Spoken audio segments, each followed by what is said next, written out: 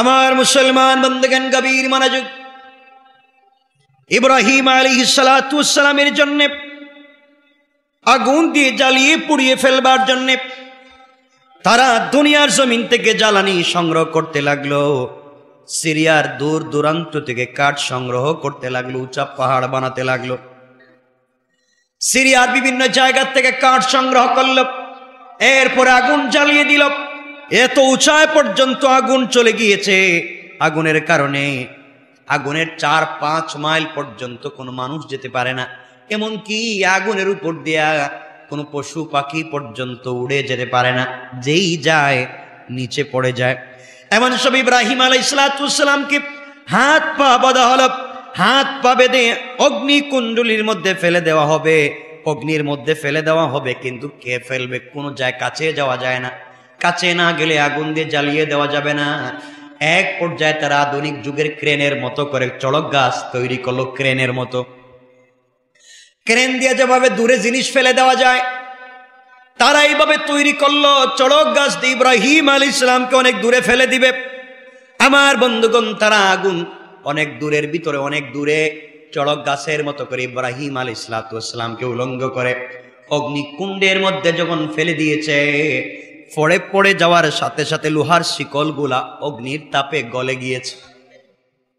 লোহার শিকল অগ্নির তাপে গলে গিয়েছে। শরীরের যে বাঁধনগুলা ছিল সবগুলা খুলে গিয়েছে। উলঙ্গ করে ইব্রাহিমকে অগ্নির ভিতরে ফেলে দিয়েছে। আল্লাহ তাআলা দেখলেন, আমি এতগুলা পরীক্ষা ইব্রাহিমের কাছ থেকে নিলাম, ইব্রাহিম অগ্নিকুণ্ডের ভিতরে পড়ে যাওয়ার পরে আমি আল্লাহকে ভুলে যাই নাই। আমি আল্লাহ তাআলা আমার ইব্রাহিমকে ভুলে যেতে পারি না। আল্লাহ তাআলা আগুনকে বলে দিলেন, কুলনা ইয়া নারু কুনি বারদাম ওয়া সালামান আলা ইব্রাহিম। আল্লাহ রাব্বুল ইজ্জত ওয়াল জালাল বলেন, হে আগুন, তুমি শীতল হয়ে যাও এবং নিরাপদ হয়ে যাও। বারদুন, শীতল হয়ে যাও। সালাম, তুমি নিরাপদ হয়ে যাও আমার ইব্রাহিমের জন্য। আল্লাহ তাআলা যদি আলা ইব্রাহিম কথা না বলতেন, শুধু বলতেন কুলনা ইয়া নারু কুনি বারদাম ওয়া সালাম, এই কথা আল্লাহ রাব্বুল ইজ্জত ওয়াল জালাল বলতেন, তাহলে পুরা পৃথিবীর সবগুলো আগুন নিভে যেত, চুলার আগুন পর্যন্ত জ্বলতো না। আল্লাহ তাআলা বললেন আলা ইব্রাহিম, শুধুমাত্র কেবলমাত্র ইব্রাহিমকে যেই জায়গায় ফেলে দেওয়া হয়েছে ওই জায়গার আগুন যেন নিরাপদ হয়ে যায়। আল্লাহ তাআলা বলছেন এমন ঠান্ডা যেন না হয় যেই ঠান্ডা ইব্রাহিমের কষ্ট হয়। আল্লাহ তাআলা বললেন সালামান আলা ইব্রাহিম, ইব্রাহিমের জন্য আগুন যেন এয়ার কন্ডিশন, এয়ার কুলার হয়ে যায়। আল্লাহ তাআলার হুকুম পেয়ে আগুন এয়ার কন্ডিশন হয়ে গেল। আমার বন্ধুগণ, কথাগুলো মনে রাখবেন। ইব্রাহিম আলাইহিস সালাম এখানে থাকলেন। আল্লাহ তাআলা দেখলেন ইব্রাহিম এখানে একা একা কষ্ট পাবে, তার জন্য জান্নাত থেকে অনেক ধরনের রুচিসম্মত সঙ্গী পাঠিয়ে দিলেন, জান্নাতের পোশাক পাঠিয়ে দিলেন, জান্নাতের খাবার তার জন্য পরিবেশন করলেন। একমাত্র আল্লাহর উপরে ভরসা করে, একত্ববাদে বিশ্বাস করে অগ্নিকুণ্ডীতে জাপ দিয়ে পড়ে যাওয়ার কারণে আল্লাহ তাআলা ধ্বংস করে দিলেন না, সবকিছু জ্বালিয়ে পুড়িয়ে দিলেন, বাঁচিয়ে দিলেন ইব্রাহিমকে। বুঝাতে চাইলেন দুনিয়ার মানুষরে, আজও যদি তোমরা আমার উপরে বিশ্বাস করো, আমার উপরে ইয়াকিন আর ইতিকাদ রেখে চলো, দুনিয়ার সবাই তোমাদেরকে ধ্বংস করতে চাইবে, আমি আল্লাহ ওয়াদা দিলাম তোমাদেরকে বাঁচায়া দেব। পড়েন সুবহানাল্লাহ। আমার বন্ধুগণ, ইব্রাহিম আলাইহিস সালাম এখানে কয় ঘন্টা ছিলেন আরো জানা আছে? কয়দিন? 40 দিন। যে আগুনের উপর দিয়ে পাখি যায় না, যে আগুনের 4 মাইল আশেপাশে পাবলিক যায় না, জ্বলে যাবে, এই অগ্নির ভিতরে ইব্রাহিম ছিলেন কয়দিন? 40 দিন। 40 দিন এখানে থাকলেন। চিন্তা করেন, আগুনের ভিতরে। আল্লাহ তাআলা তো জ্বালাইলেন না, উল্টা জান্নাত থেকে সঙ্গী দিলেন, খাবার দিলেন, পোশাক দিলেন। সুবহানাল্লাহ। এখান থেকে আমরা এক কথা বুঝাতে চাই যে আমরা বিশ্বাস করব শুধুমাত্রই আল্লাহর উপরে ইনশাআল্লাহ। 40 দিন পরে সবাই গেল, জলে পুড়ে ছাই হয়ে গিয়েছে। তারা চিন্তা করল ইব্রাহিমকে তো আর পাবো না, ইব্রাহিমের হাড্ডি পর্যন্ত পাবো না, সব জ্বলে গিয়েছে। কাছাকাছি সবাই যখন ব্যারিকেড দিয়ে দাঁড়িয়েছে ইব্রাহিমের হাড্ডি খুঁজবার জন্য, হঠাৎ করে দেখা যায় এই জ্বলে পুড়ে ছাই হয়ে যাওয়া বর্ষের ভিতর থেকে ইব্রাহিম আলাইহিস সালাম আগের চাইতে 1000 গুণ সুন্দর হয়ে বের হয়ে আসছে। আল্লাহু আকবার। 37 নম্বর 37 নম্বর সূরা সূরা সফফাতের 99 নম্বর আয়াতে আল্লাহ বলেন, ইব্রাহিম বলছেন وقال إني ذاهب إلى ربي سيهدين। ইব্রাহিম আলাইহিস সালাতু ওয়াস সালাম বললেন, আমি চললাম, আমার অবশ্যই সৎ পথে পরিচালিত হতে হবে। আমি চললাম ওই পথের দিকে যেই পথে আল্লাহ আমাকে রেখেছেন, আল্লাহ আমাকে এখনো বাঁচিয়ে রেখেছেন। আমার বিশ্বাস ভবিষ্যতে আমার আল্লাহ আমাকে বিপদগামী করবে না। আল্লাহু আকবার। বিশ্বাস জন্ম গেল আল্লাহর প্রতি হযরত ইব্রাহিম আলাইহিস সালাতু ওয়াস সালামের। কথা লম্বা হচ্ছে, ইব্রাহিম আলাইহিস সালাতু ওয়াস সালাম এর এই মুআজিজা যখন দেখলেন, শত শত হাজার হাজার লোক দাঁড়িয়েছিল, এই অবস্থা দেখে অনেক লোক সাথে সাথে কালিমা পড়ে মুসলমান। আমি এখানে বোঝাতে চাইলাম, ইব্রাহিম কি তাদের মারছেন? ইব্রাহিম কি তাদেরকে মেরেছেন? গালি দিয়েছেন? আঘাত করেছেন? ভালোবাসার কথা বলছেন? দুশ্মনির কথা বলেছেন? কিচ্ছু বলেন নাই। আল্লাহ প্রদত্ত চরিত্র প্রস্ফুটিত হয়েছে, বিকশিত হয়েছে। তার অবস্থা দেখে মানুষ ঝাঁকে ঝাঁকে কালিমা পড়ে মুসলমান হয়ে গিয়েছে। সুবহানাল্লাহ। আর আজকে আমাদের চরিত্র দেখলে শয়তানও রৌড়ে দিয়ে আসে না, আরেক রাস্তা দিয়ে যায়। আল্লাহ আমারে বানাইয়া তোমার লাভ হয়েছে কি? এই যে মসজিদ থেকে নামাজ পড়ে বাইর হইতেছে, ও তো আমার চাইতে আর বড় শয়তান। কথা বলেন না কেন? নাই বলে কথা বলছেন না কেন আপনারা? নাই? আমরা তো সব আল্লাহর বলি না, আমরা তো এমন তাহাজ্জুদ গুজার তসবিহ পড়ি আর চিন্তা করি আরেকজনের জমি কেমনে দখল করা যায়। তসবিহ পড়ি, তাহাজ্জুদও পড়ি, চিন্তা করে আরেকজনের দোকান কেমনে দখল করা যায়, আরেকজনকে কেমনে ঠকানো যায়, আরেকজনকে কেমনে ক্ষতি করা যায়, তার মেয়ের বিয়ে কেমনে বন্ধ করা যায়, ওর ছেলের কেমনে বেইজ্জত করা যায়, ওর রাস্তা কেমনে বন্ধ করে দেওয়া যায়, ওর চরিত্র কেমনে নষ্ট করে দেওয়া যায়, এই চিন্তা আমাদের নাই। আসেনি আপনাদের? থাকবে কেন? আল্লাহ আমাদেরকে হেফাজত করুন। সকলে বললেন না? জোরে বলেন না আমিন। ইব্রাহিম আলাইহিস সালাম যেই দিন অগ্নিকুণ্ড থেকে বের হলেন, ওই দিন ছিল 10 মুহররম। আল্লাহ তাআলা বুঝাতে চাইলেন, এই বাঙ্গা গোড়ার দিনে ইব্রাহিমকে এই দুর্যোগ থেকে আমি যেভাবে বাঁচিয়ে দিয়েছি, একমাত্র আমার উপরে বিশ্বাস রাখবার কারণে। ও দুনিয়াবাসী, তোমরাও যদি এইভাবে আমি আল্লাহর উপরে বিশ্বাস রাখতে পারো, আমি আল্লাহকে আল্লাহ বলে মেনে নিতে পারো, দুনিয়ায় যত দুর্যোগ আসুক, তোমার বিরুদ্ধে যত অন্যায় অনাচার হোক, তুমি আমার উপরে ইস্তেকামত রাখো, এতেকাদ রাখো, বিশ্বাস রাখো, আমিও তোমাকে এইভাবে হযরত ইব্রাহিমের মতো বাঁচিয়ে দুর্জয় বানিয়ে দিব। আল্লাহু আকবার বলেন। পারবেন কি পারবেন না? পারবেন ইনশাআল্লাহ। আল্লাহ চাইলেন ইব্রাহিমকে এত পরীক্ষা করলাম, আগুন দিয়ে জ্বালাইয়া স্বর্ণ খাঁটি করলাম, তাইলে একটা ইব্রাহিম থেকে এবার আমার রসুলের পাককে জন্ম দিব। আল্লাহ সিদ্ধান্ত নিলেন, ইব্রাহিম থেকে ইসমাইল দিবেন, ইসমাইল থেকে রসুলের পাককে দিবেন। সুবহানাল্লাহ বলেন না? সুবহানাল্লাহ। এতক্ষণে আমরা জানতে পারলাম হযরতে ইব্রাহিম আলাইহিস সালাতু ওয়াস সালামকে যেই দিন আগুন থেকে হেফাজত করলেন, ওই দিন। তো এই দিনের অনেক দাম আছে না? ইব্রাহিমকে বাঁচাইয়ে দিয়েছেন, আমাদেরকে দিবেন না? এজন্য আপনারা ভেঙ্গে পড়েন কেন? আপনার হতাশ হয়ে যান কেন? হতাশ হবেন না, ভেঙ্গে পড়ে যাবেন না। কষ্ট পেতে পেতে দেখবেন, কি বলতাম, পাবলিক আপনাকে অনেক কষ্ট দিবে। হযরত ইউসুফ আলাইহিস সালামের ভাইরা ইউসুফ আলাইহিস সালামকে কি বলেছিল? গোলাম বলে বিক্রি করে দিয়েছিল। কি বলে? গোলাম বলে বিক্রি করেনি। ইউসুফের আপন ভাইরা ইউসুফকে গোলাম বলে বিক্রি করে দিয়েছে, আর আল্লাহ তাকে বানিয়েছেন রাজা। আল্লাহু আকবার বললেন না? যে কে তোমাকে কি বলেছে, কে তোমাকে কি বলে আঘাত দিচ্ছে, তা দেখে কোনো লাভ নাই। আল্লাহর উপরে ভরসা রাখো, ভরসা রাখো, আল্লাহ হেফাজত করে দিবেন। কে? আমার বন্ধুগণ, ইউসুফ আলাইহিস সালামকে তার ভাইরা বাঘ খেয়ে ফেলেছে বলে ছাগলের রক্ত, বকরির রক্ত বা যে কোনো জিনিস, পশুর রক্ত নিয়ে তারা বাপের কাছে গিয়ে বলছিল, বাবা আমাদের ভাইকে তো খেয়ে ফেলেছে, বাঘ খেয়ে ফেলেছে। তো কথা হচ্ছে এখানে তারা চেয়েছিল তার ভাইকে বাঘ খেয়ে ফেলেছে বলে বাবার কাছে চালিয়ে দিতে। আর আল্লাহ তাআলা বললেন, আজকে তোমরা যে ভাইকে তোমরা তুচ্ছ তাচ্ছিল্য করে তার ধ্বংস তোমরা চাইলে, এমন একদিন আসবে তোমরাই সেই ভাইয়ের কাছে ভিক্ষার ভাঙ্গা থালা নিয়ে দাঁড়াতে হবে। ঠিক কিনা বলো? আল্লাহ দাঁড় করার নেই। এই জন্য আজকে আপনি যাকে ছোট করবেন, আজকে আপনি যাকে বেইজ্জত করবেন, একদিন হয়তো আপনি তার দরজায় যাওয়া লাগবে। কথা বলছেন না কেন? পৃথিবীতে বহুত ঘটনা এমন দেখেছি, আজকে যাকে আপনি ছোট করলেন, কালকে তার দরজায় আপনাকে আল্লাহ নিয়ে গিয়েছে। আল্লাহ আমাদেরকে হেফাজত করুক, বলেন আমিন। এখান থেকে আরো চমৎকার কিছু ঘটনা শুরু হচ্ছে, সব তো আর এই সময়ে বলা সম্ভব না।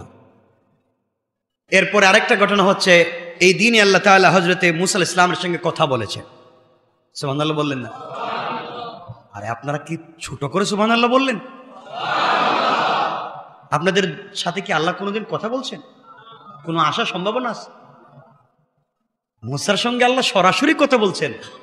এই দিনটা 10 মুহররম আশুরা। তাহলে এই দিন বোঝা গেল আল্লাহর মন খুশি থাকে। খুশি না থাকলে তো কেউ কারোর সাথে কথা বলে না। আল্লাহর মন বহুত খুশি, এই জন্য মূসার সঙ্গে তিনি সরাসরি কথা বলেছেন। আমরাও চাইব আল্লাহর সঙ্গে কথা বলতে। কিসের মাধ্যমে? সালাতের মাধ্যমে। কিসের মাধ্যমে? সালাত। আমরা লম্বা করবো না, 1-2 মিনিটে আপনাদেরকে শুধু কথা বলি যে আমরা জুমায় তাফসীরে এই কথাগুলো বলবো যে মূসা আলাইহিস সালামের সঙ্গে আল্লাহ যেদিন কথা বলা শুরু করেছেন ওই দিন ছিল 10 মুহররম। আমার মুসলমান বন্ধুগণ, গভীর মনোযোগ। হযরতে মূসা আলা নবিয়ুনা আলাইহিস সালাতু ওয়াস সালাম ফেরাউনের ঘরে লালিত পালিত হয়েছেন, সেটা আপনারা জানেন, অনেক লম্বা।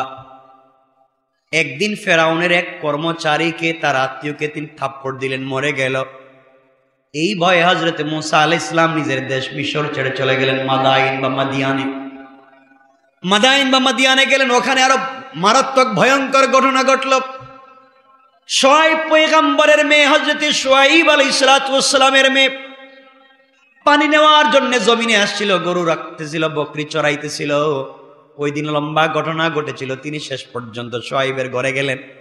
আমি ঘটনা বললে তো রাত্র শেষ, দিন শেষ। শুআয়ব পয়গম্বরের মেয়েকে বিয়ে করলেন, সফরাকে।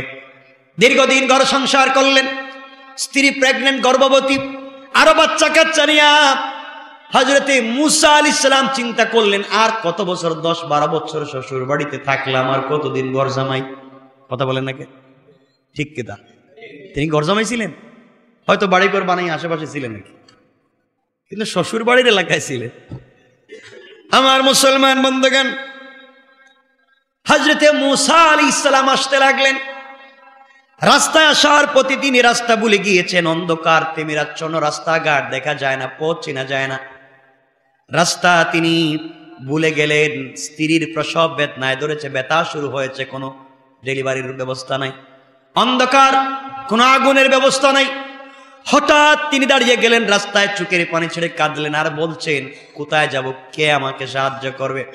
হঠাৎ তাকাইয়া দেখেন একটা সামনের দিকে উঁচা পাহাড় দেখা যায়, পাহাড়ে ঝলমল করে আগুন জ্বলে। স্ত্রীকে বললেন, সন্তানকে বললেন, স্ত্রী আর সন্তানেরা তোমরা ওই জায়গায় অবস্থান করো, আমি দেখতেছি পাহাড়ের উপরে আগুন জ্বলে, আমি ওখানে যাই, হয়তো ওখান থেকে তোমাদের জন্য জ্বলন্ত অঙ্গার নিয়ে আসতে পারবো, আগুন নিয়ে আসতে পারবো, আগুন তাপাতে পারবে, আগুন পোহাতে পারবে, ঠান্ডা কমবে। আগুন যেহেতু এখানে আছে, ওখানে গেলে হয়তো কোনো রাস্তা দেখাইয়া দেওয়ার মতো কোনো লোককে পেয়ে যাব, আমি যাই। এই বলে হযরতে মূসা আলাইহিস সালাম যেতে লাগলেন। আল্লাহ তাআলা কোরআনে কারীমের 20 নম্বর সূরা তাহার 10 নম্বর আয়াত থেকে 44 নম্বর আয়াত পর্যন্ত শুধু এই কথাগুলো বলেছেন। আল্লাহ তাআলা বললেন, ইযা রাআ নারান ফাকালা লিআহলিহিম কুসু ইন্নী আনাস্তু নারান লাআল্লি আতীকুম মিনহা آتيكم منها بقبس أو أجد على النار هدى ইব্রাহিম হযরত মুসা আলাইহিস সালাম বললেন, আমি আগুনের তজল্লি দেখতেছি, ওখানে যাই, আমি ওখান থেকে তোমাদের জন্য জ্বলন্ত অঙ্গার নিয়ে আসতে পারবো। এই কথা বলে তিনি যেতে লাগলেন। কাছাকাছি যখন পৌঁছে গেলেন, মনে রাখবেন হযরতে মুসা আলাইহিস সালাম কাছাকাছি পৌঁছে গেলেন। কাছাকাছি যাওয়ার পরে তিনি তাকাইয়া দেখেন গাছের কাঁচা পাতায় আগুন জ্বলে, কিন্তু গাছের পাতা জ্বলে না। আল্লাহু আকবার! গাছের কাঁচা পাতায় আগুন জ্বলে, কিন্তু পাতা জ্বলে না। তিনি বলেন, এই আগুন তো জীবনে দেখলাম না, আগুন তো শুকনা পাতায় জ্বলে, এখানে কাঁচা পাতায় জ্বলে, তাও পাতা জ্বলে না। তিনি আগুন ধরতে যান, আগুনের কাছে গেলে আগুন দূরে যায়। আগুন কোন দৌড়াইতে শুনছেন? আগুন দৌড়ায়। হযরত মুসা আলাইহিস সালাম চিন্তায় পড়ে গেলেন, কি হলো? হঠাৎ করে আগুনের ভিতর থেকে আওয়াজ হলো, ফালাম্মা আতাহা নুদিয়া ইয়া মুসা ইন্নী আনা রাব্বুক ফাখলা'না আলাইকা ইন্নাকা বিল ওয়াদিল মুকদ্দাস তুওয়া। আল্লাহ রাব্বুল ইজ্জত ওয়াল জালাল বললেন, মুসা আলাইহিস সালাম যখন ওই জায়গায় পৌঁছে গেলেন, আগুনের ভিতর থেকে আওয়াজ হলো, ইয়া মুসা।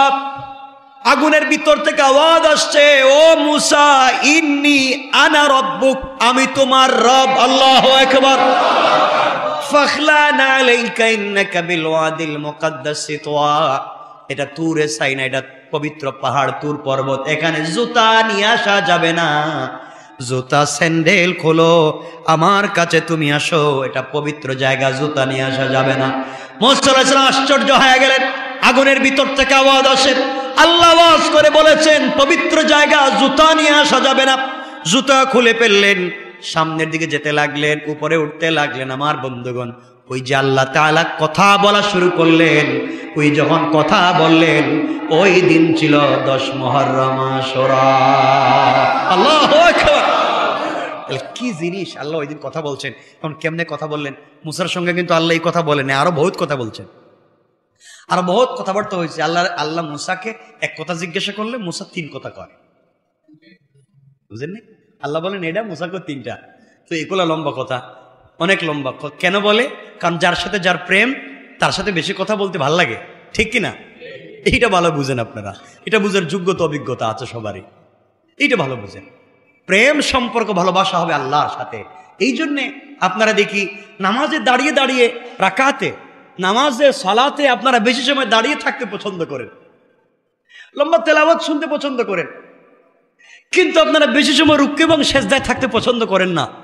নামাজের মৌলিক অর্থ হচ্ছে আল্লাহর সামনে বান্দা অবিরত মস্তককে অবনত করবে, সে বেশি সময় আল্লাহর সামনে মাথা নিচু করে থাকবে। এটাই হচ্ছে বান্দা আর মুনিবের ব্যাপার। মুনিবের সামনে গোলাম মাথা নিচু করে দাঁড়ায়, অবনত মস্তকে দাঁড়ায়, পায়ের কাছে মাথাটা রেখে দেয়। সুতরাং নামাজের মৌলিক চাহিদা হচ্ছে বান্দা বেশি সময় রুকু এবং সেজদায় কাটাইয়া দিবে। কথা বুঝছেন? কথা বুঝতে পেরেছেন? তখন আল্লাহর সঙ্গে কথা বলা যায়, আল্লাহর সঙ্গে কথা বলা যায়, কারণ ওখানে আর কোনো কথা নাই। নামাজে তো আমরা বিভিন্ন আয়াত তিলাওয়াত করতে পারি দাঁড়িয়ে দাঁড়িয়ে, কিন্তু রুকু এবং সাজদায় শুধু সুবহান রাব্বিয়াল আলা, সুবহান রাব্বিয়াল আযীম, এই কথাগুলোই বলছি, আল্লাহর বড়ত্বের কথা বলছি। আর মন যা চায়, আপনি যদি নামাজ নফল হয়, মন যা চায় মনের মাধুরী মিশিয়ে আপনি আল্লাহর কাছে সুন্দর করে কথা বলে দোয়া করতে পারেন। কোথায় আমরা দোয়া করি? কোথায়? সালাম ফিরিয়ে, সালাম আলাইকুম রহমতুল্লাহ, সালাম আলাইকুম রহমতুল্লাহ, আল্লাহ এটা দো, এটা দো। আল্লাহ কি তারে, নামাজ তো শেষ হয়ে গেছে, এতক্ষণ তো আমার ঘরে ছিলি, আমার কাছে ছিলি, এতক্ষণ বললে না, এখন সালাম ফিরিয়ে দেখি এটা দো, এটা দো, এতক্ষণ তো ছিলে আমার কাছে। কথা বুঝেননি? আপনার কষ্ট পাচ্ছেন আমার কথায়? আপনি প্রাইম মিনিস্টার অফিস পর্যন্ত গেলেন, গণভবন পর্যন্ত গেলেন, প্রধানমন্ত্রী আপনাকে জিজ্ঞেস করছো বাই নেম, তোমাকে আমি চিনি, তুমি আমার কাছে এসেছ, কোনো কাগজপত্র লাগবে না, বলো তুমি কি চাও? আপনি বহুত ভালো লোক। তুমি কি চাও? আপনার মতো লোক আর হইতে পারে না, আবার জিজ্ঞাসা করছে তুমি কি চাও? আপনার মতো মহান ব্যক্তিত্ব বেঁচে থাকুক। ঠিক আছে আপনি যান। বাইর করে দিছে। গেইটে আসা কয় মাননীয় প্রধানমন্ত্রী, আমার তো রোড লাগবে, রাস্তা লাগবে, কালভার্ট লাগবে। এতক্ষণ তো আমার ঘরেই ছিল। এতক্ষণ তো ঘরে ছিলে, বললে না কেন? বাইরে গিয়ে কেন বলো? আল্লাহর কাছে যখন সেজদায় ছিলাম, আল্লাহর কাছে বলছে সুবহান রাব্বিয়াল আলা, আল্লাহ বড়। আল্লাহ বলছে আমি জানি বড়। সাব্বাহতানি, তুমি বলেছো আমি বড়, পবিত্রতা বলেছো আমি অবশ্যই পবিত্র। আলা আলাইতুকা, একমাত্র আমি বড় তুমি বলেছো। বলো বান্দা আমি পবিত্র, আমি বড়, তুমি কি চাও? সুবহানাল্লাহ বললেন না? তখন তো আমি আর আপনি কিছু চাইতে পারি না। চাইবো তো ইনশাল্লাহ? বলেন না ইনশাল্লাহ? কি চাইবেন? আল্লাহ আমার ছেলের আমেরিকা পাঠাও, সুইডেনে 2টা বাড়ি বানাইয়া দিও, ঠিক আছে না? সদরঘাটে ব্যবসাটা বাড়াইয়া দিও। সব চান, একটু বেশি করে আল্লাহকে পাওয়ার কথা বল। আল্লাহ আমার কিছু দরকার নাই, তোমারই আমার দরকার, তোমারই আমার দরকার। কি দরকার? তোমারই আমার দরকার, আর কিচ্ছু লাগবে না। আল্লাহ তাআলা আমাদের সবাইকে কবুল করুন। সবাই বলেন আমিন। কত লম্বা হয়ে যায়, প্রতিদিনে লম্বা করতে চাই না। আপনি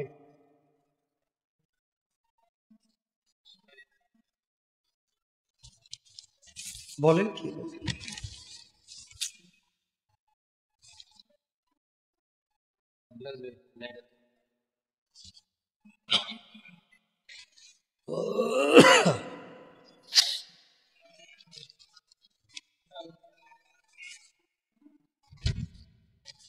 আসসালামু আলাইকুম ওয়া রাহমাতুল্লাহ। সম্মানিত ছেলে, আমি